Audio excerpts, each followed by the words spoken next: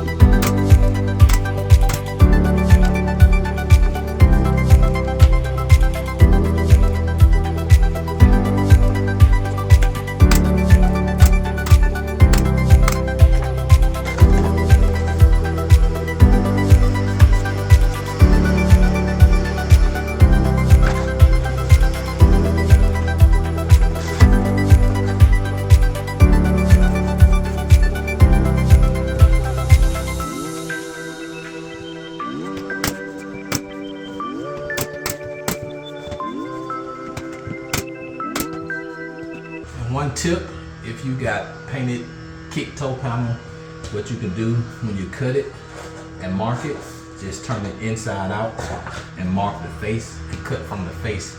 That way you don't have to tape it and score it to keep from chipping your paint.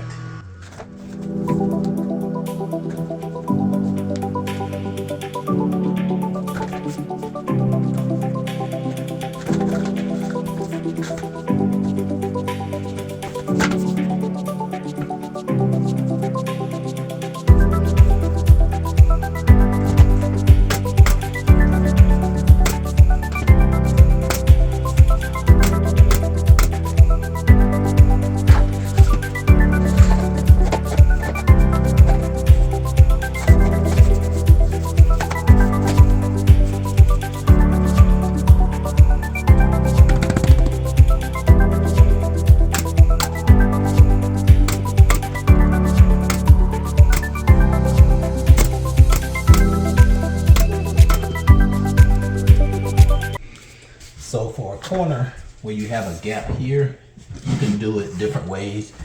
Once you get this length, put it in here, and you can take this piece and it'll be marked there. So if you think you're gonna have a large gap, like this is 6 inches here, so you probably won't have a problem. But what you could do is you can either put a block behind there and nail to it, or you can just mark it here.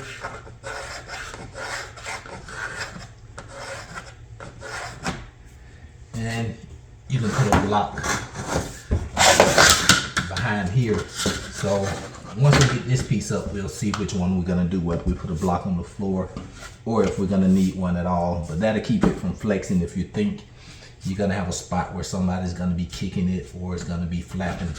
So that's how you could secure that.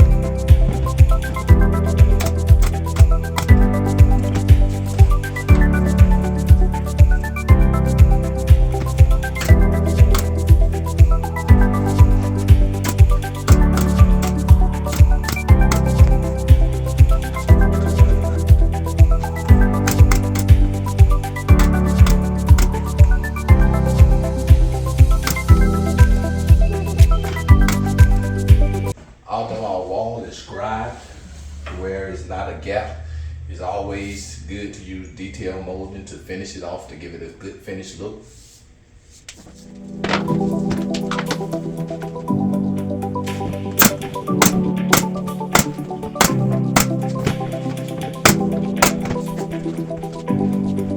For our base cabinet side panels, it's going to be basically the same. You want to get it trimmed to where it's going to fit first. So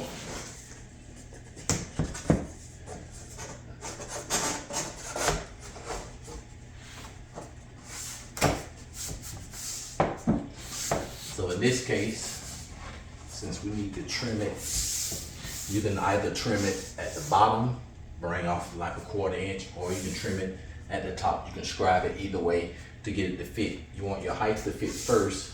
That way you can get this edge lined up and you can put your trim molding on the back. So the first thing you want to do is make sure that it fits in. So we need to take off just a hair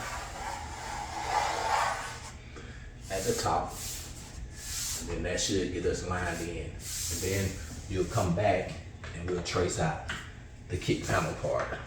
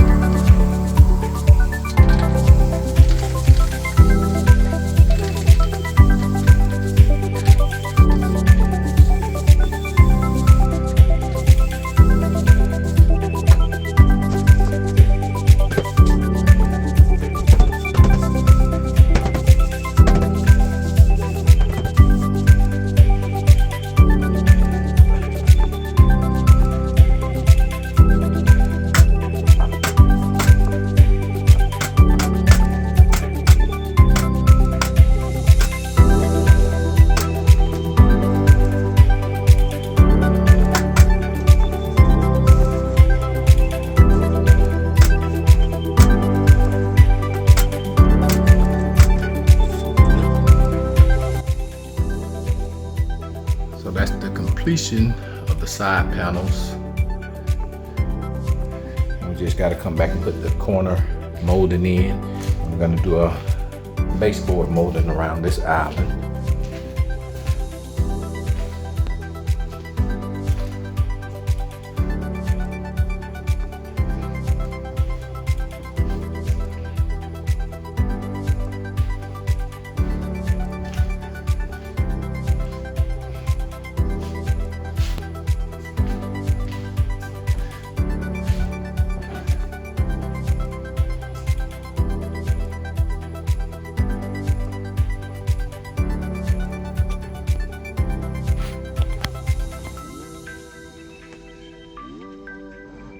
We got the appliances, the dishwasher, the double oven, and the cooktop is back there. Got most of the trim done around the island and on the side, so we got to come back and touch up paint and caulk for the edges. Got all the basic trim in.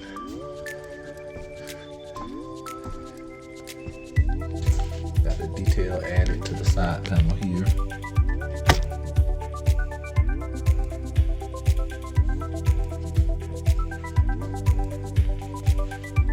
Cooktop is cut. And we got the cooktop in.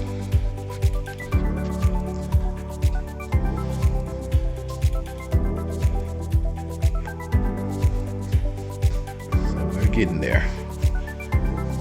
We need to install the hood vent and crown molding and backsplash and drawer pools.